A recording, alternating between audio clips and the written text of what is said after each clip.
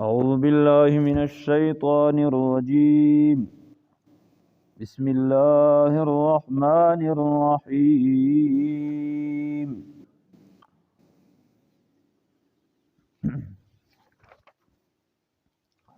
قل للذين كفروا إن ينتهوا يغفر لهم ما قد سلف وإن يعودوا فقد مضت سنة الأولين وقاتلوهم حتى لا تكون فتنة ويكون الدين كله لله فإن انتهوا فإن الله بما يعملون بصير وإن تولوا فاعلموا أن الله مولاكم نعم المولى ونعم النصير صدق الله مولانا العظیم. ابتدائی آیت کریمہ کې الله جل جلاله کفار ته د ایمان ترغیب ورکړي چې ایمان وروړي د کفر نه توبه وکړي. کوم سمو چې هم کړي دي دا ټول به الله ته معاف کړي. اسلام کې دا خوبي دو چې الاسلام یهدم ما کان قبله. یو کافر دا د څومره ګناهونه ویلي نه دي کړي، سل کله د کفر کړی چې د ایمان کلمه یې تېره کړله، د مخکې څومره ګناهونه چې دي دا ټول خدای ورته معاف کړل. او که مسلمان د ګناه کوي نو حقوق الله کې دا به الله په توبه ورته معاف کوي چې سچه توبه وباسي. کبیره ګناهونه یې کړي، صغیره ګناهونه په نیک اعمالو سره هم الله معاف کوي. او داس وکې سړی صغیره ګناهونه معاف شي. ان الحسنات یذهبن السیئات. د خدای قانون دا ده چې نیکۍ دغه ګناهونه معاف کوي، صغیره ګناهونه. او بیا به الله جل جلاله د جهاد علت بیان کی. د جهاد څه لازم کړه ویلې د دې لپاره مې نه ده در باندې لازم چې تاسو کلیو باندې قبضه وکړئ، تاسو تخریب د بلاد وکړئ، قتل و غارت وکړئ، مال غنیمت جمع کړئ. دې لپاره مې جهاد نه در باندې فرض کړه، بلکې د اعلی د کلمت الله د الله د کلمات د دین دا بلند شي. او لا تکون فتنه شرک کفر دا ختم شي، هر طرف ته د دین چرچا شي. جهاد میں دې پر درمند لازم کړه دا. او بیا وو ابتدا دی صورت کې یسالونک عن الانفال چې چون کې غزوه بدر کې دا ابتدائی مال غنیمت دا ولا جنگ او په دې کې دا ولا مال غنیمت حاصل شو. نو چاته د دې استعمال پته نه و چې په مال غنیمت په څه کېږي. نو صحابه یو بل نه پوښتنې کولې چې کوم مال چې په ګوتې باندې راو په دې به سره کوو. آیا چې کوم چا جنگ کې شرکت کړه دا به خالد هغې وي، او کنا چې کوم جنگ ترغلی هو او آپ په نور امورو باندې ذمہ دار جوړ شوي وو هغې ته به هم حساب پکې وي. نو په دغې آیت کې بیا الله پاک نن بیان وکړي. نو اس کې ابتدا کې اجمال بیان شو، دلته کې به الله پاک د مال غنیمت تفصیل بیان کی چې په مال غنیمت باندې به څه کوئ. او درنګې بیا د غزوه بدر کومه معرکه چې وشوله اجمالاً به الله پاک بیا د هغې نقشه هغه ذکر کړي. قل للذین کفروا ان ينتهوا یغفر لهم ما قد سلف.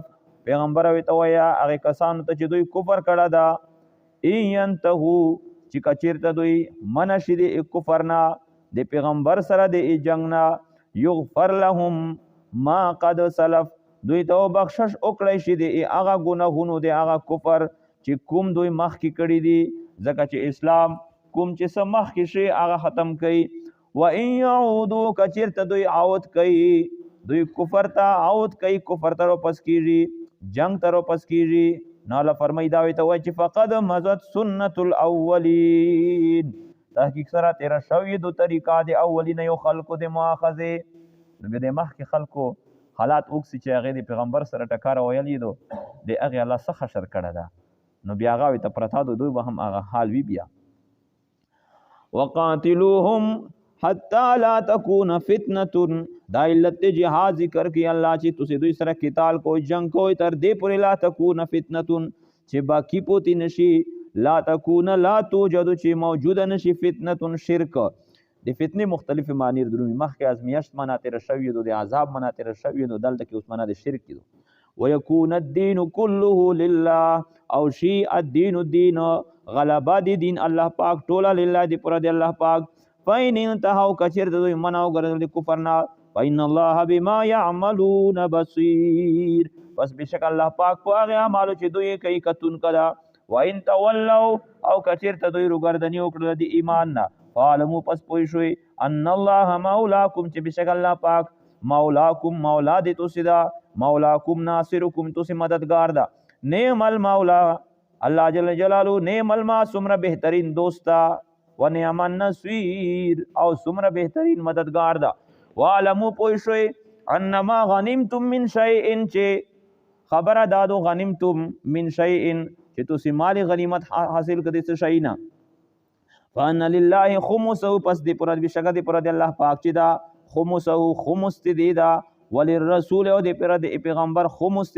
دی دا نو مال غنیمت څومره چې دا به په 15 حصے تقسیم کړي شي د سلور حصے دا کوم مجاهدین چې دي په هغه کې تقسیم کړي شو د 15 حصہ د خمس وی شي دا د پیغمبر دا خو بیا به دغه خمس دا په 15 حصے بیا تقسیم کړي شي پیغمبر علیه الصلاۃ والسلام زون د پر د کوم ضرورت چې دي د پر بداوی نه اخلي هغه انسان د ضرورت لري او درنګ ذل قربا د نبی علیه الصلاۃ والسلام چې کوم خاندان دا بنو هاشم او درنګ بنو المطلب نو په دې باندې به تقسیم کی یتیمون ته به ویر کی مسکینون غریبون ته به ویر کی وابن السبیل چې کوم مسافر دي د خپل شهرونو نه هجرت کړه دا لوړ دي په هغه وطن کې څو سره نشته دا په هغه به هم تقسیم کی وعلموا انما غنمتم من شيء فان لله پس دی پر بشک دی پر دی الله پاک تا خمس دی ول رسول دی پر دی پیغمبر دا ول ذل قربا دی پر دی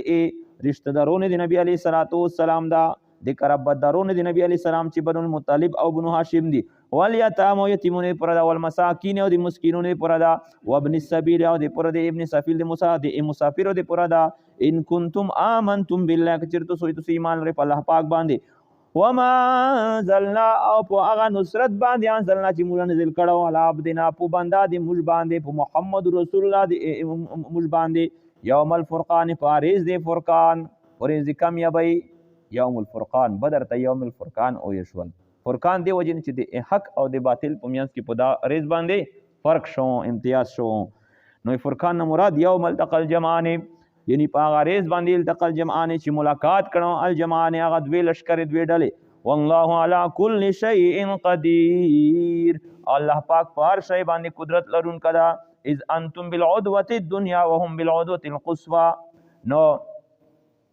دغه صورتحال داو چې موږ ویلو چې ابتداء مسلمان روغه د بدر زوی تا خاص د جنگ په ځای کې نو چون کې دوی ارغلیو هغه تجارتی قافلې تا چې په هغه کې تقریبا 300 وشونه د اعمال نه ډکو بیا ابو سفیان رضی الله تعالی عنہ هغه وخت مسلمان نو هغه ته اندازه ولګیدل چې مسلمان مخکې امر وتلیو چې کله دوی تلل شام ته نو چې کله شام نر تلل اندازه و چې وتلی بوي لہذا اندازه صحیح هم وتلی و ځکه چې خبرګری وي ته شوی و نو د حفظ ما تقدم په بنیاد باندې ال تک مکه تک کسان اولجل چې خپل قافلې حفاظت وکوي نو شاه په جوش خروش تر قافله دال در ورسېدله اوس د مدینه منورې کوم نږدې طرف چې دلته کې مسلمان شل مدینه منورې نه اپل لری طرف دلته کې کافر شل هغه جنگي لشکره او دغه کوم د تجارت ولا قافله چې وا نو دا د دین د جوړې حصے کې وا د جدید سمندر طرف ته قرآنی نقشه دا کینچ کړی دو دغه قافله وینه دسې دی په سایډ وتله د تجارت ولا د جدې په طرف یې نیلیاري بدله کړه مسلمانو دا نه ولیدله او هلته کې هغه چې کفار چې د جنگ ولا دار ورسېدله نو بیا الله جل جلاله په هغې کښې نبی علیه الصلاة والسلام ته دغه بدر ته چې رغله نه و سورې مخکې خوب شیله و چې د کفارو سره به د مقابلار درومي او کفار یې په خوب کې ډېر کم متشیدي وو او نبی علیہ الصلوۃ والسلام خوب مسلمانوں ته صحابه ته بیان هم کړ چې دسه معرکه بردرمي او کفار انتهایی کم دي خدام یو لري چې د پیغمبر خوب رښتونه اوس په دغه هم مطلب بینو او قران کې هم راغلی چې از یریکهم الله فی منامک قلیلا، په خوب کې دوی ته الله لږ وښیل.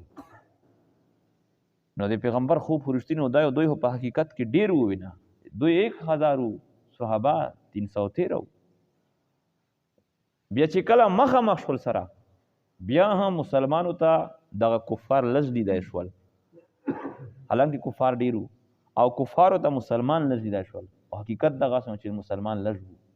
دا د دې دپاره چې الله پاک یو په بل باندې ور زړورول چې د جنگ په رښتیا وشي، چې د حق او د باطل صحیح پته ولګي او کفار دا الله په ذلیله کړي. بله خبره هلته ورسو اذ انتم بالعدوة الدنیا، په هغه وخت کې چې تاسو وئ بالعدوة الدنیا، په نږدې کناره کې. العدوة الدنیا الجانب القربا الى المدینه، نږدې جانب مدینه منورې طرف ته. وهم بالعدوة القصوى، او دغه جنگي قافله چې ودا د کفارو بالعدوة القصوى دا په لری جانب کې.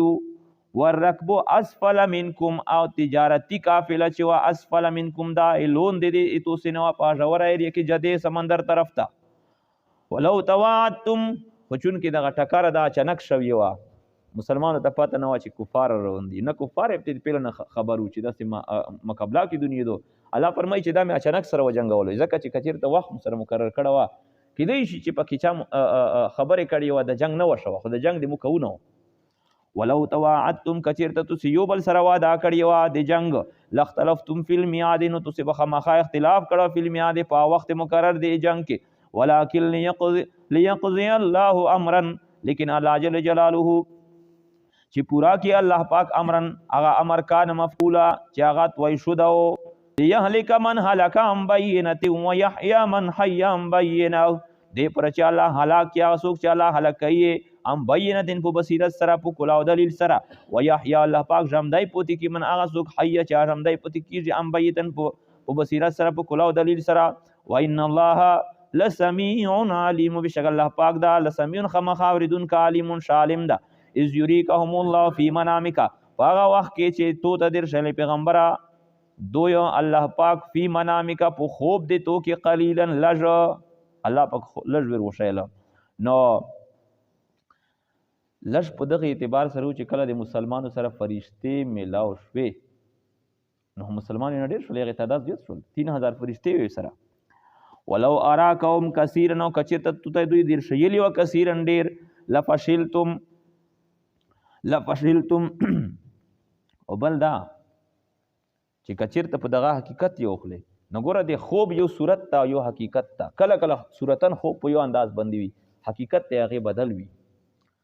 لکه نبی علیه الصلاة والسلام ته ام الفضل د علیه الصلاة والسلام رشته داره وه، خوب یې ولې ډېر ډراولي، ډېر پریشانه وه. نبی علیه السلام ته چې ډېره عجیبه خوب مې و چې څرنګه دې لیدله، ته یې وښیه، زه ډېره انتهایي پریشانه کړې یم.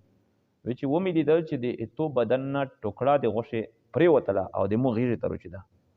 نو دې ته دا خطره وه چې په هغه وخت کې به یهودو نبي علیه السلام ته د قتل منصوبې جوړولې، دا خو داسې نه چې نبي علیه السلام ته څه نقصان ورسي، ظاهر چې بدن نه غوښه بیرېږي، خو دا خو یو نقصان ده. علیه الصلاة والسلام دې چې خوشحاله شه په دې خوب، وایي چې انشاءالله د مو امید ده چې د امو بچی لخت جګر ته به الله پاک بچای ورکوي او ته به د هغې پرورش کوې. د سورې زیبا داسې وشول چې حسین رضی الله پیدا شو او د دې په پرورش کې هغه روغ. نو اوس دلته کې هم چې دوی ډیر وو او الله پاک لږ ته وشه، نو په دې کې د دوی شکست طرف ته اشاره وه. عموما چې کوم کم کسان وي نو دغې ته چې شکست حاصلیږي، نو په دغې کې د دوی هغه شکست طرف ته اشاره وه. ولو اراکهم کثیرا، کچیرته تو ته ډېر شیلی وه دوی الله پاک کثیرا ډېر، لفشلتم، نو خامخا به تاسې بزدلي شوي وه. مسلمانو کې بزدلي راغلې وه، ځکه چې انسان د ظاهر حالت نه دا متاثره کېږي، خوف پر درومي. موسی علیه الصلاة والسلام خپله لاش ته وه چې منګورو نه جوړ شوي، نه منډه یې کړله، والله مدبره ولم يعقب. الله قرآن کې فرمایي چې منګور چې نه جوړ شي په سټ یې منډه سره کتل نه، الله وایي چې ودرېږه خپله لاش ته دې دو لوس فیرو چې بیا به د لاش ته نه جوړېږي. نو خوف دا د نبوت سره منفي شی نه ده، دا یو فطري شی ده په هر چا کې وي. لفشلتم، نو تاسې به خامخا کمزوري بزدلي شوي به وه. ولتنازعتم فی الامر، او تاسې به خامخا جګړه کړې وه فی الامر په معامله د قتال کې. ځنې به ویل چې یار نه ویر درومو دومره ډېر دي، څرنګې په هغې دې موږ خو تش لوس وي سر سره شته نه ده، هلئ چې دې نه مې هر څه نه مې بچ کړی. ولكن الله سلم، لیکن الله جل جلاله سلمت اسے سالم کړي، محفوظ یې کړي د دغه بزدلۍ او د تنازع نه. انه علیم بذات الصدور، بشک الله پاک شالم ده په ذات الصدور باندې، بما فی القلوب چې کوم څه په زړونو کې دي. و اذ یریکموهم، او په هغه وخت کې چې دوی تاسو ته وشیل ای مسلمانو قلیلا لږ، نو مسلمانو تاسو ته دغه کفار الله اوس لږ در وشیل. اذ التقیتم و اذ یریکموهم، او په هغه وخت چې دوی در وشیل تاسو ته، اذ التقیتم په هغه وخت تاسو ملاقات سره کوم، فی اعینکم پسترګې دي تاسو قلیلا لږ، و یقللکم فی اعینهم، او تاسو لږ وي ته ظاهر کړئ پسترګې دي دوی کې کفار ته تاسو الله لږ روشن وي. څه دی پورا لیقضی الله امرا، دی پر الله پاک پورا کی امرن هغه امر کان مفعولا چې هغه دات وی شوا. و الى الله ترجع الامور، او په طرف ته الله جل جلاله واپس کولای شي امور. واخر دعوانا ان الحمد لله رب العالمین.